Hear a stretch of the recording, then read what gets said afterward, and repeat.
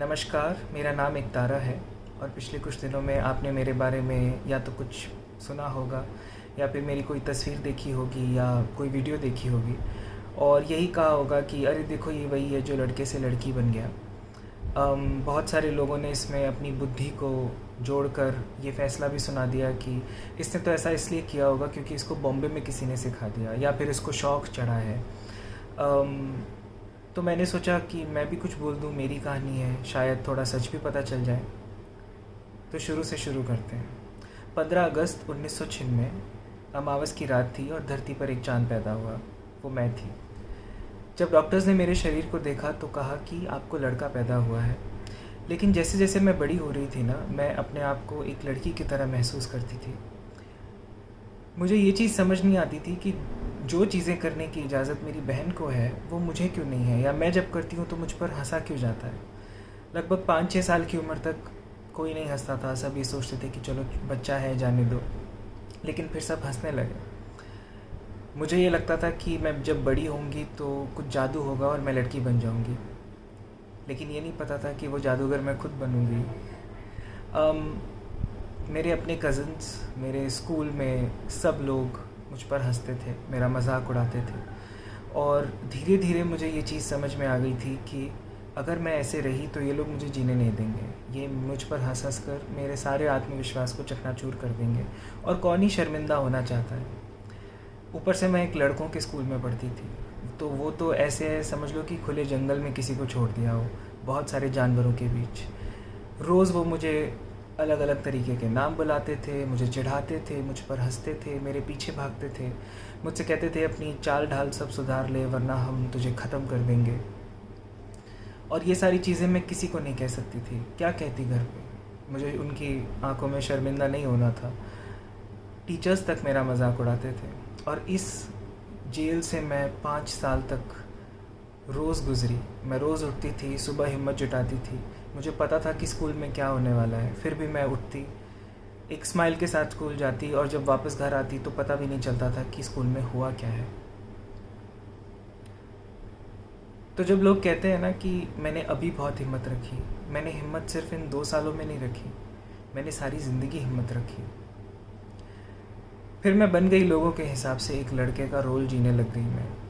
मुझे ये समझ आ गया था कि अगर ये नहीं किया तो फिर तो भैया यहाँ रहना मुश्किल हो जाएगा।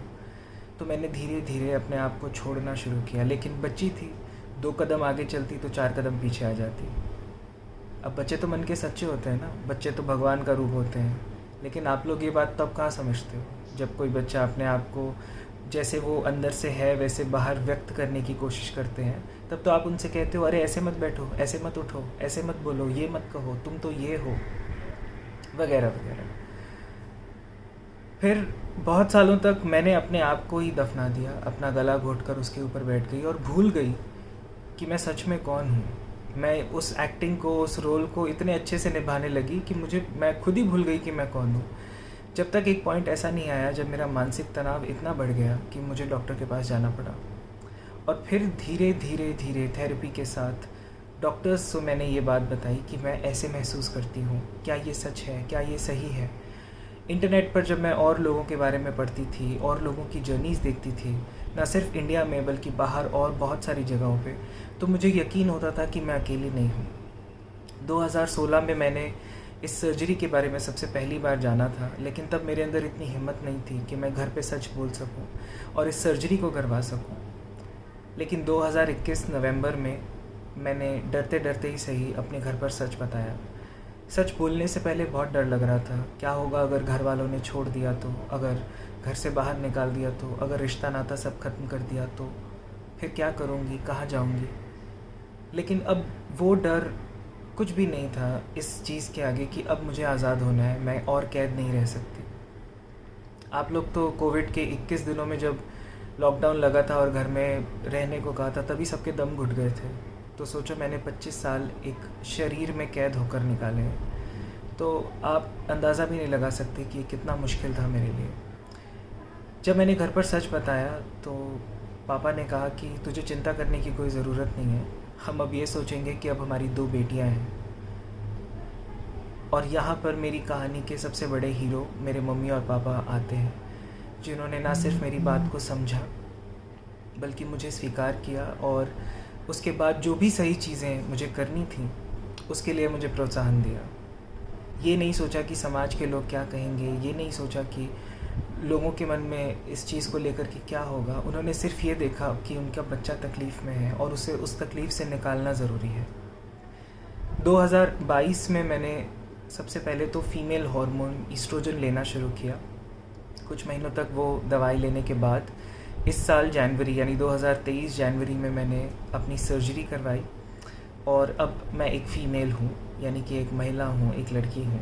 वैसे तो लड़के और लड़की की परिभाषा बहुत अलग है, आप जो चीज़ें समझते हो उससे बहुत ज़्यादा, लेकिन अभी आपके हिसाब से बात करते हैं, क्योंकि मेरी बुद्धि तो चलो ग्रेजुएशन लेवल से भी आगे निकल चुकी है, क्योंकि मैं इस रास्ते पर इतना आगे निकल चुकी हूँ क्योंकि मुझे बहुत सारी चीज़ें पता है इसके बारे में। लेकिन 5वीं कक्षा के बच्चों को पढ़ाने के लिए 5वीं कक्षा के हिसाब से ही बात करनी पड़ेगी, तो इसलिए अभी आपके हिसाब से बता रही हूँ कि अब मैं एक लड़की हूँ। अब बात करते हैं समाज के उस तबके के बारे में जिन्होंने इस मुश्किल वक्त में, एक तो ये चीज़ बाहर आ गई, हमने पहले सोचा था कि एक बार शांति से सब चीज़ें हो जाएं, फिर सबको एक बारी में बुला कर के खाना वाना खिलाएंगे, फंक्शन करेंगे और फिर सब आराम से समझा देंगे। लेकिन जो ओछापना दिखाया है समाज के कुछ लोगों ने इस पिछले कुछ महीनों में, उसके बाद उन लोगों को मैं अपने घर का पानी भी ना पिलाऊं, खाना तो बहुत दूर की बात है ना। तो सबसे पहले तो मुझे ये पूछना है कि जब सभी के घर में, सभी के मन में राम बस चुके हैं, जिस हिसाब से आप भक्ति का प्रदर्शन करते हो, तो फिर ये बात जंगल की आग की तरह हर घर में कैसे फैल गई? घर घर में उठकर ये बात कैसे निकल आई? मुझे समझ नहीं आया। ये जो तबका है ना, जो व्हाट्सएप पे बहुत नाटक करता है भक्ति का, सद्भावना का, सदाचार का, अच्छी बातों का, इनमें से आधे से ज़्यादा तो ऐसे हैं जो कि अगर जब तक ये वो उसके विपरीत काम ना कर लेना, इनको कुछ नहीं होता। तो इनकी दिनचर्या कैसे होती है? सुबह 10 बजे व्हाट्सएप पे थोड़ा सा नाटक करेंगे, अच्छी सी कोई फ़ोटो वोटो लगा के, वीडियो लगा के भगवान की भक्ति की। फिर शाम को 4 बजे चाय की चुस्की के साथ किसी के घर की इधर उधर कर ली। फिर 7 बजे आरती के वक्त भगवान को बेवकूफ़ बनाने चले। देखो तो ज़रा, कहते हैं चोरी चकारी पर घर निंदा, 3 बातां स्यूं टाड़ी रे। वो बेचारा ऊपर वाला भी सोचता होगा कि बहन कैसे टालूं तुझे? जब तक तू किसी के सुख की चोरी ना कर ले, किसी के चैन की चकारी ना कर ले, तब तक तुझे नींद नहीं आती। जब तक तू किसी के घर की निंदा ना कर ले, कैसे टालूं तुझे? तो ये सब आप किसको बेवकूफ़ बना रहे हो? खुद को ही या अपने आसपास के लोगों को? वो भी तो आप ही के जैसे हैं, नाटक कर रहे हैं सबके सब। मैं आपकी तरह ये सब ड्रामा नहीं करती, अपने काम से काम रखती हूँ। आपसे तो पहले ही मोक्ष मिल जाएगा मुझे, ठीक है जी। पहली बात तो ये। अब दूसरी बात, मुझे जो कुछ बताना था वो मैं इस वीडियो में बता चुकी हूँ, या आगे बता दूँगी जैसे जैसे ये वीडियो आगे बढ़ेगी। इसके अलावा आप मुझसे किसी भी तरह के कोई भी प्रश्न ना पूछें। वो तुम्हें ये चीज़ कब रियलाइज़ हुई, तुमने कब इसे महसूस किया, कैसे किया, क्यों किया, ये सब जवाब मैं ना आपको, ना आपके रिश्तेदारों को, ना आपके रिश्तेदारों के रिश्तेदारों को देने वाली हूँ। तो ये मैंने इसलिए नहीं किया है ताकि मैं सारी ज़िंदगी आपको जवाब देती बैठूँ, ठीक है। ये मैंने इसलिए किया है ताकि मैं शांति से रह सकूँ। अगर आप एक महिला हैं या एक पुरुष हैं, आप जिस भी शरीर में हैं और आप अपने शरीर के साथ कंफर्टेबल हैं, अगर आपसे ये कहा जाए कि आपको अब ऑपोजिट सेक्स की तरह जीना है, यानी कि अगर आप एक पुरुष हो तो आपको एक महिला की तरह जीना है, तो आप कितने दिन जी पाएंगे, कितने घंटे जी पाएंगे, कितने महीने जी पाएंगे? आप ये सवाल खुद से पूछिए। वो ज़िंदगी मैंने 25 साल तक जी है और मेरे अलावा कोई मेरी मदद नहीं कर सकता था। मुझे कोई इस कैद से आज़ाद नहीं करा सकता था। मेरे पैरों में बंधी हुई ये बेड़ियाँ और कोई नहीं खोल सकता था जब तक मैं खुद नहीं खोलती। और मैं चाहे जब भी करती, आप यही रिएक्शन करते, आप इसी तरह से प्रतिक्रिया देते। मैं बचपन में, आप खुद सोचो, अगर कोई इंसान आपके सामने, कोई समझ लो लड़के के शरीर में है और अगर वो लड़कियों की तरह रहते हैं, तो आप उनके बारे में बातें नहीं करोगे? करोगे। कर करके उसको शर्मिंदा कर दोगे जब तक कि वो आपके हिसाब से एक लड़का ना बन जाए। तो मैं कैसे खुद को नहीं छुपाती? ज़िंदा बचना था ना। अच्छा, अब बहुत लोगों को ये सारे सवाल हैं कि इसकी शादी कैसे होगी, बच्चे कैसे होंगे, आगे जीवन कैसे होगा। तो उसकी चिंता आपको करने की कोई ज़रूरत नहीं है। आप मेरी शादी का खर्चा नहीं उठाने वाले थे, आप मेरे बच्चों को पाल पोस के बड़ा नहीं करने वाले थे। तो ये जो चिंता का टोकरा आप अपने सर पे लेके घूम रहे हो ना, इसे उतार दो।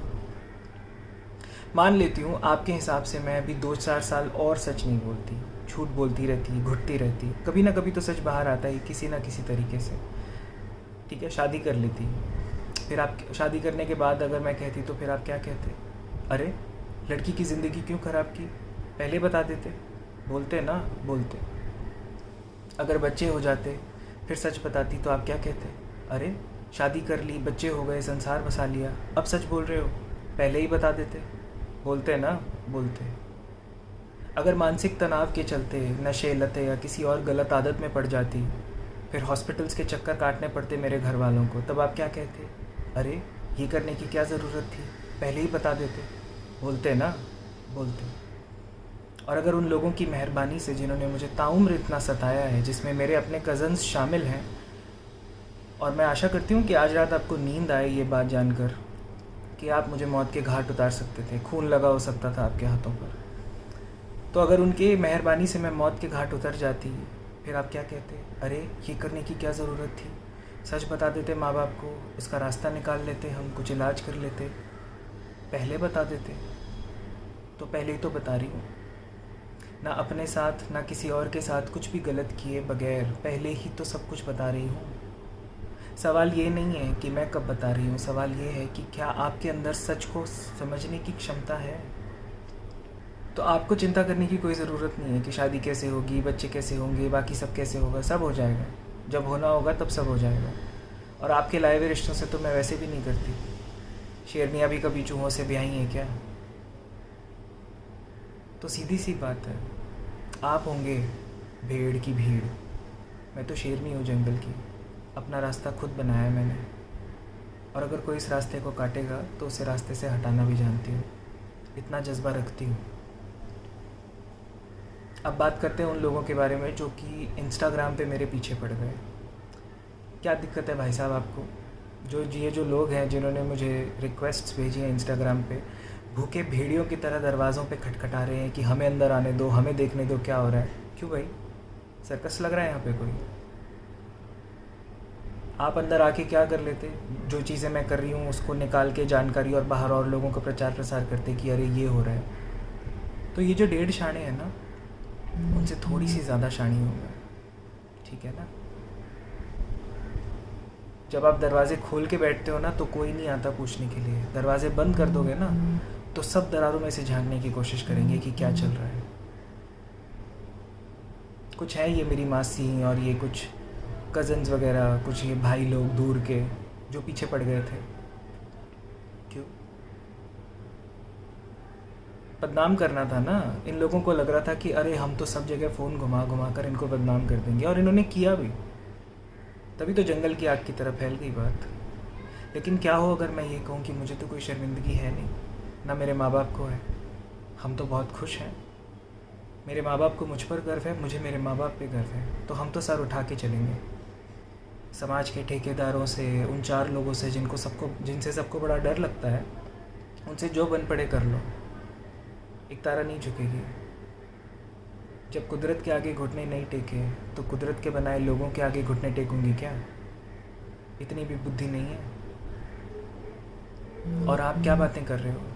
जिस दिन आपके अंदर इतनी हिम्मत हो ना कि 25 साल तक मैंने जैसे जिया है वैसे जी सको, जिस दिन आपके अंदर इतनी हिम्मत हो कि जिस तकलीफ़ से, जिस सर्जरी से मैं गुजरी हूँ उससे आप गुज़र सको, उस दिन बात करेंगे। तब तक चुपचाप बैठे रहो, किसी को भी ज़्यादा फुदकने की ज़रूरत नहीं है। कुछ लोग ऐसे भी थे जिन्होंने बहुत साथ भी दिया, जो आगे आकर जिन्होंने कहा कि हम तुम्हारे साथ हैं और तुमने इतना बड़ा कदम उठाया है तो सोच समझ कर उठाया होगा। तो उनका मैं बहुत शुक्रिया भी अदा करती हूँ। थैंक यू कि आप मेरे साथ रहे। अब यहाँ से आगे 2 ही चीज़ें होंगी, क्योंकि समाज के सब लोगों ने मेरे शरीर पर राजनीति करना सीख ही लिया है। तो 2 ही हिस्सों में बटा हुआ है समाज, एक जिसको लगता है कि इसने ठीक किया, एक जिसको लगता है कि अरे ये सब क्या है, हमें नहीं समझ आता। तो आपको नहीं समझ आता तो आप यहाँ से चलते बनिए, और जिनको समझ आ गया है वो मेरे साथ, मेरी इस नई ज़िंदगी में साथ में चलिए, ठीक है। और जो साथ में चल रहे हैं उनसे बस इतना ही है कि थोड़ा ज़्यादा प्यार देना, क्योंकि बहुत ज़्यादा मुश्किल वक्त से गुजरी हूँ मैं। मेरा नया नाम एकतारा है, असली नाम एकतारा है, तो मुझे मेरे पुराने नाम से कोई ना बुलाए। जब सरकारें शहरों के नाम बदल देती हैं इस बिना पे कि अरे भाई हमारे दिलों पे चोट पहुंची हुई है, और आप लोग सब चेंज कर लेते हो अपने दिमाग में, तो मेरा नाम भी चेंज कर ही सकते हो, नहीं तो फिर दिलों पे चोट पहुंचा दूंगी मैं भी। तो जो लोग मेरे साथ आ रहे हैं मेरी इस नई ज़िंदगी में, उनका बहुत बहुत स्वागत है। बाकी दो ही तरीके के लोग होते हैं मैं समझती हूँ दुनिया में। एक वो जो हर वक्त जब उनके सामने नई चीज़ें आती हैं तो वो उन्हें सीखते हैं, उन्हें समझते हैं, और दूसरे वो जिन्हें ये लगता है कि भैया हमने 15 साल की उम्र तक जितना देख लिया, जान लिया, सीख लिया, बस वही सब सही है, अब तुम अगर हमें कुछ भी नया बताओगे तो हम नहीं मानेंगे। तो उनकी दलीलें क्या होती हैं? अरे ये सब तुम्हारे आज के नए नए चौंचले हैं, आज से 10 साल पहले, 20 साल पहले, 25 साल पहले, 50 साल पहले ऐसा कुछ होता था क्या? तो 50 साल पहले तो कैंसर का भी इलाज नहीं था, आज है। अच्छा, अगर किसी को कैंसर होगा तो आप क्या कहोगे कि नहीं नहीं कुदरत ने तुमको ये दिया है, मर जाओ, या उसे बचाने की कोशिश करोगे? तो मैंने जो किया है वो एक बेहतर ज़िंदगी जीने के लिए किया है। आप समझ भी नहीं सकते कि हर वक्त आपका शरीर, आपका दिमाग और आपकी आत्मा तीनों एक दूसरे से जब लड़ रहे होते हैं तो वो फीलिंग कैसी होती है, उसको कैसा। और इस चीज़ की फीलिंग ऐसी नहीं है कि आपको हो तभी आप समझ पाओगे। बहुत सारे लोग ऐसे होते हैं जिन्होंने एक बच्चे को जन्म नहीं दिया, लेकिन जो लोग बच्चों को जन्म देते हैं उनकी तकलीफ़ वो समझ सकते हैं, महसूस नहीं कर सकते। वैसे ही मेरी तकलीफ़ को आप समझ सकते हो क्योंकि मैं समझा रही हूँ, शायद महसूस नहीं कर पाओगे, कोई बात नहीं। अच्छा, अब आप अगर मेरे से बहुत सारे बेतुके सवाल पूछोगे, मेरा मजाक उड़ाने की कोशिश करोगे या कुछ भी उल्टी सीधी बात करोगे तो मैं उसी भाषा में जवाब दूंगी, मुझे आता है अच्छे से। अपना सीधा हिसाब है, मैं ये सब अच्छाई का नाटक करती नहीं हूँ। जो मेरे साथ जैसा मैं उसके साथ वैसे। आप अच्छे से बात करोगे मैं आपसे अच्छे से बात करूँगी, आप बदतमीज़ी करोगे तो मैं धूल चटा दूँगी। फिर चाहे आप 8 साल के बच्चे हो या 80 साल के बूढ़े हो, मुझे फ़र्क नहीं पड़ता। मैंने साफ साफ कह दिया है। और आपके अंदर बहुत सारे प्रश्न आएंगे, बहुत ऐसे तीव्र इच्छा होगी कि आपकी जितने भी जिज्ञासु भरे सवाल हैं उनको आप मेरे से पूछ लें, और इस बात की उम्मीद भी रखेंगे कि मैं आपको जवाब दे दूं। तो आप उन जिज्ञासा भरे सवालों का पोटला बनाएं और उसे अपनी जेब में डाल लें, क्योंकि मैं किसी के कोई भी सवालों का जवाब नहीं दूंगी। मैं अपनी जगह पे ही बैठूंगी, मैं कहीं नहीं जा रही हूँ, यहीं रहूँगी। तो धीरे धीरे जैसे जैसे मैं ज़िंदगी जीऊँगी वैसे वैसे आपको धीरे धीरे चीज़ें पता चलती रहेंगी और समझ में आता रहेगा। ऐसा तो हो नहीं सकता कि आप ताउम्र मुझे सताओ भी, है ना, समाज में मेरे जैसे लोगों को शांति से ना उठने दो ना बैठने दो, और फिर ये भी उम्मीद करो कि मैं आकर के आपको सारे जवाब दे दूँ। तो ऐसा तो होने नहीं वाला। पिछले 25 सालों का हिसाब नहीं मांग रही हूँ, इसी बात का शुक्र मना लो, ठीक है। शायद ये बहुत पहले कर चुकी होती मैं, अगर मेरे आसपास मेरे लोगों ने मुझे बहुत सपोर्ट किया होता। कहने को इतने सारे खून के रिश्ते हैं, इतने सारे कज़न्स हैं बड़े बड़े, पर हमने तो कभी किसी का लाड नहीं देखा।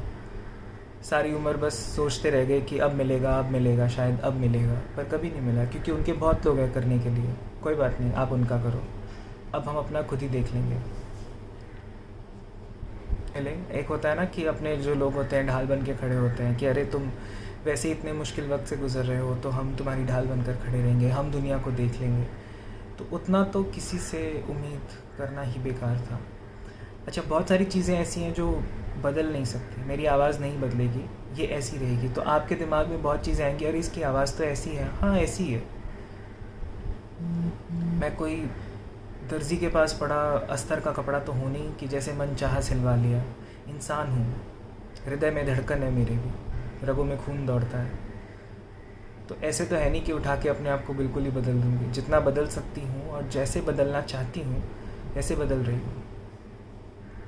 पापा कहते हैं ना मेरे कि बेटा तू तो अब आदत डाल ले चर्चा में रहने की। अभी तो ये हुआ है तब चर्चा हो रही है, अभी तो तू दुनिया जीतेगी तब भी चर्चा होगी। तो तेरे चर्चा से बाहर रहने के दिन गए अब। मैंने कहा पापा बात तो सही कर रहे हो आप। तो दुनिया तो मैं अब भी जीतूँगी, अब और अच्छे से जीतूँगी। जैसे कि मैंने कहा, मैं किसी का भी कोई भी जवाब नहीं दूंगी। कोई भी फालतू के अगर आप सवाल पूछेंगे, अगर आपके सवाल मुझे नाराज़ करेंगे तो मेरा जवाब आपको नाराज़ करेगा। अब जो लोग इस चीज़ को समझ गए हैं, जो मेरे साथ हैं, जो मेरे साथ चल रहे हैं, उनसे बस यही उम्मीद है कि आप मेरे मम्मी पापा को एक फ़ोन या मैसेज करके कुछ अच्छा सा बता दो कि आप समझ गए और साथ में बधाई भी दे दो, बेटी हुई है।